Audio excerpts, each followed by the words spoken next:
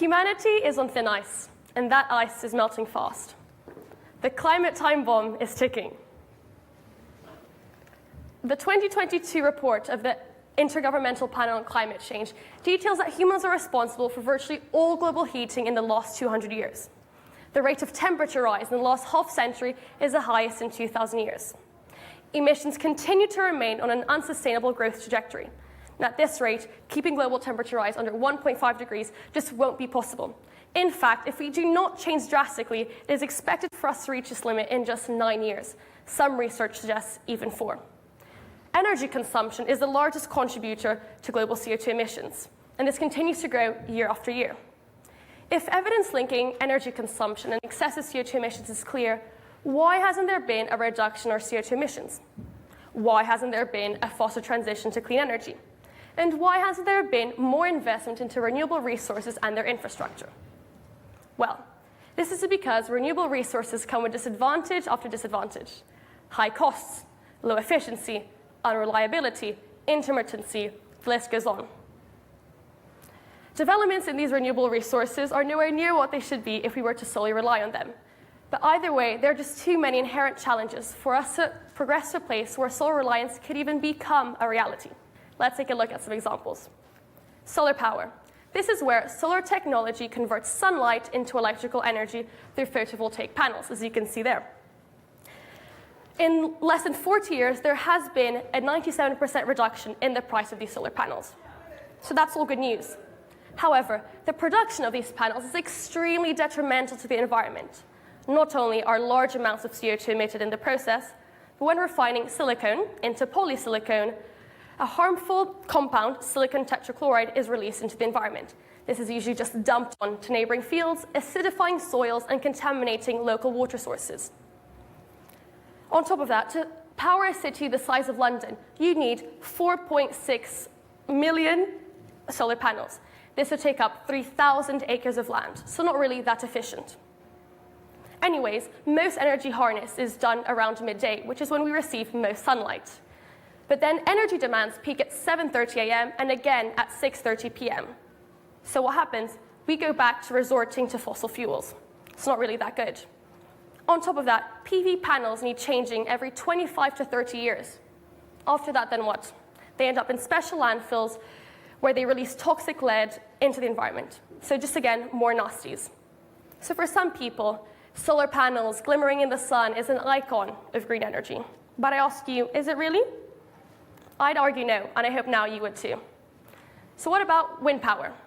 This is where wind turbines convert kinetic energy, the energy in moving things, into electrical energy. As of 2021, the average wind farm had around 150 turbines. Each turbine needs 80 gallons of oil as lubricant. Now, I'm not talking about vegetable oil. I mean synthetic oil based on crude. Now, to power a city the size of, let's say, New York, you'd need 3,800 wind turbines. That would need 304,000 gallons of oil each year. Now, that's just for one city. So imagine the oil consumption for a whole nation for clean energy. On top of that, each turbine requires a 1.5-acre footprint. So for the average wind farm, we're talking about 225 acres of land. This will have to be clear-cut, so I mean no trees, no plants, no animals, nothing. What about the disposal? After that, just like PV panels, these have a 25 to 30-year lifespan, and then they end up in special landfills, most of which are running out of space. On top of that, these wind farms kill 1.17 million birds in the US alone. Most are endangered species. And I know cats kill more than that, but they kill small birds. These kill large birds such as eagles. So really, how green is wind energy? So from this, it is clear renewable resources just are not the way to power our future. So you might be thinking, well, Matilde, if it's not solar power, if it's not wind energy, well, what is it? You guessed it, it's nuclear power. Now, this is a non-renewable energy resource, which is in fact 100% carbon neutral in the energy production process itself. And it is usually fueled by uranium. Energy is harnessed when uranium atoms undergo a process called fission. They release energy, heat up water, and drive a turbine. Now, scientists have estimated that uranium reserves will last us maybe for the next 90 years. However, thorium, whose reserves will last us for the next 100,000 years, is also a viable fuel option for nuclear fission, though this happens in molten salt reactors. In fact, to power a medium-sized city of around 1 million inhabitants, you'd need just 1 ton of natural thorium. And I know this does require the mining of the thorium. However, a relevant comparison that puts things into perspective is that with coal, which requires 3.3 million tons of coal to power the same size city. I don't know about you guys, but I definitely say that's an improvement. And let's go on to the safety of these reactors. Nuclear accidents, such as those that happened in Fukushima and Chernobyl, have shown that the major risk in these plants lie in the spreading of radioactive iodine, cesium, and strontium. In normal reactors, these appear in a volatile airborne form that can easily spread, contaminating large populations. However, in a molten salt reactor, these are ionically bonded to the salt in the middle, which just means they're found in a very strong bond, so they're no longer found in volatile airborne forms. Now, this is where it gets even better. This type of reactor is 100% walk-away safe. What this means is that if humans were to walk away from the plant, there would be absolutely no possibility of a nuclear meltdown or explosion. This is because of 2 reasons.